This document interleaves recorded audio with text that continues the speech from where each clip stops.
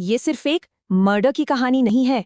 नहीं, ये कहानी है एक ऐसे केस की जिसने हिंदुस्तान के कानून, मीडिया और यहाँ तक कि हमारे समाज को भी हमेशा हमेशा के लिए बदल कर रख दिया। तो चलिए चलते हैं साल 1959 के बॉम्बे में। उस जमाने का बॉम्बे एक ऐसा शहर जो करवट ले रहा था, जहां पुरानी सोच और नई हवा का टकराव हो रहा था।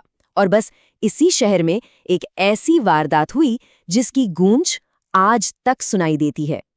किसी ने क्या खूब कहा है इसके बारे में। सोचिए, एक शानदार नेवी ऑफिसर, उसकी खूबसूरत अंग्रेज पत्नी और एक दिलफेक अमीर बिजनेसमैन। जब ये तीनों एक पॉश शहर में टकराते हैं तो बनता है एक जानलेवा कॉकटेल। और बस यही वो तीन किरदार थे जिनके प्यार, धोखे और बदले की कहानी ने पूरे देश में तहलका मचा दिया था।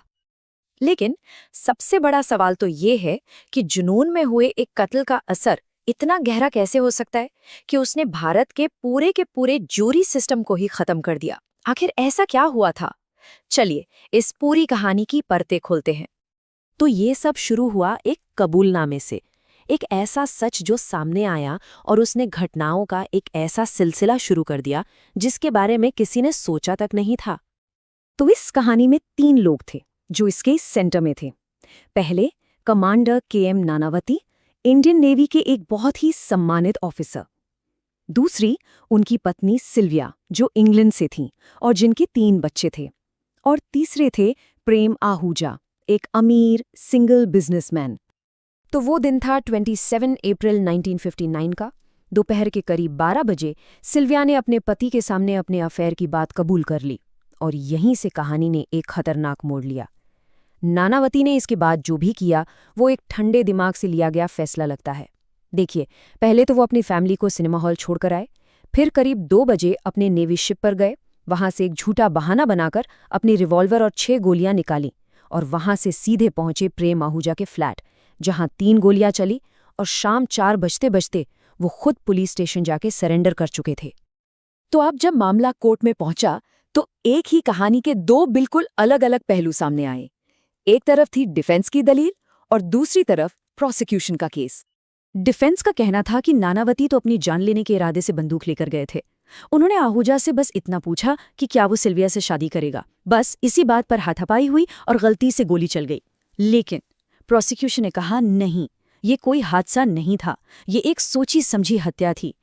उनका तर्क था कि बंदूक लेने का बहाना झूठा था और अफेयर पता चलने और गोली चलने के बीच 3 घंटे का वक्त था, जो गुस्सा शांत करने के लिए काफी होता है। पर यह लड़ाई सिर्फ कोर्टरूम के अंदर तक ही सीमित नहीं थी। नहीं, एक और अदालत लग चुकी थी और वो थी जनता की अदालत।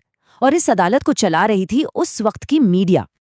खासतौर पर एक मैगजीन थी, ब्लिट्स। इतिहासकार ज्ञान प्रकाश अपनी किताब मुंबई फेबल्स में लिखते हैं कि ब्लिट्स ने इस पूरे केस को एक सोप ओपेरा बना दिया था। नैतिकता और देशभक्ति का तड़का लगाकर इसे जनता के सामने परोस दिया। नानावती को एक हीरो बना दिया गया। ब्लिट्स की हेडलाइंस देखिए, 3 गोलियां जिन्होंने देश को हिला दिया, लोग नानावती के बचाव में एकजुट हों। इन हेडलाइंस ने आग में घी का काम किया।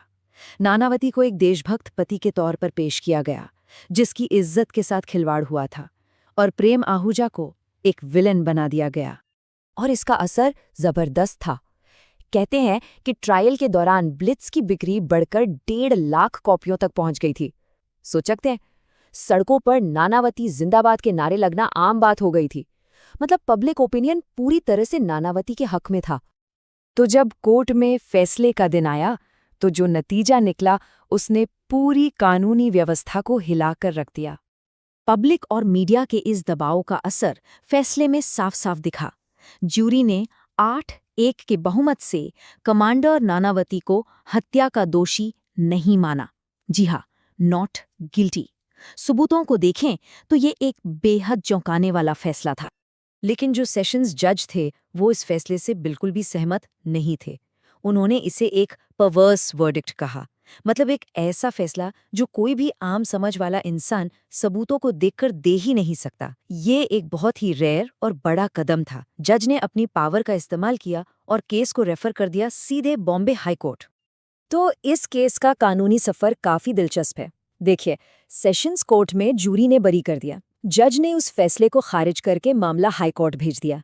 बॉम्बे हाईकोर्ट ने जूरी के फैसले को ही पलट दिया और नानावती को दोषी मानकर उम्र कैद की सजा सुना दी। और फिर जब ये केस सुप्रीम कोर्ट पहुंचा तो वहां भी हाईकोर्ट के फैसले को ही सही ठहराया गया। लेकिन कहानी अभी खत्म नहीं हुई थी। असली ड्रामा तो अभी बाकी था। इसके बाद जो हुआ वो था हिंदुस्तान की जुडिशरी और एग्जीक्यूटिव के बीच एक सीधा और जबरदस्त टकराव। हुआ ये कि जैसे ही हाई कोर्ट ने नानावती को सजा सुनाई, उसके कुछ ही घंटों के अंदर बॉम्बे के गवर्नर ने अपनी स्पेशल पावर का इस्तेमाल करके नानावती की सजा को सस्पेंड कर दिया। मतलब सजा सुनाए जाने के बावजूद नानावती को जेल नहीं जाना था। हाई कोर्ट के जजों के लिए ये एक शॉक था। उन्होंने इस कदम को असामान्य और अभूतपूर्व बताया। ये एक सीधा संवैधानिक संकट था। एक तरफ थी गवर्नर की माफी देने की ताकत और दूसरी तरफ थी सुप्रीम कोर्ट की अथॉरिटी। तो आखिर में इस एक केस ने हमारे देश पर अपनी क्या छाप छोड़ी? चलिए इसकी विरासत के 3 सबसे बड़े पॉइंट्स को समझते हैं। सबसे पहला और सबसे बड़ा असर, भारत से ज्यूरी सिस्टम का खात्मा। इस केस ने यह साबित कर दिया कि पब्लिक सेंटिमेंट और मीडिया का दबाव ज्यूरी के फैसले को कितनी आसानी से भटका सकता है, और इसी के बाद ज्यूरी सिस्टम को हमेशा के लिए खत्म कर दिया गया। दूसरा, ट्रायल बाय मीडिया का जन्म। ब्लिट्ज ने जो किया वो आज के दौर में हाई प्रोफाइल केसों की सनसनीखेज रिपोर्टिंग का एक तरह से टेम्पलेट बन गया।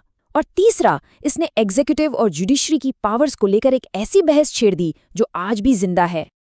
और आखिर में नानावती का क्या हुआ? खैर, करीब 3 साल जेल में रहने के बाद उन्हें माफी मिल गई, जिसके बाद वो सिल्विया और अपने बच्चों के साथ कनाडा जाकर बस गए और फिर कभी सुर्खियों में नहीं आए। लेकिन ये केस आज भी एक बहुत बड़ा सवाल छोड़ जाता है। आज के ज़माने में जब सोशल मीडिया और 24 घंटे की न्यूज़ का दौर है, तो क्या हर बड़ा केस एक तरह का नानावती केस नहीं बन गया है, जहां पब्लिक का ओपिनियन कानून की प्रक्रिया पर हावी होने लगता है? इस बारे में सोचना ज़रूरी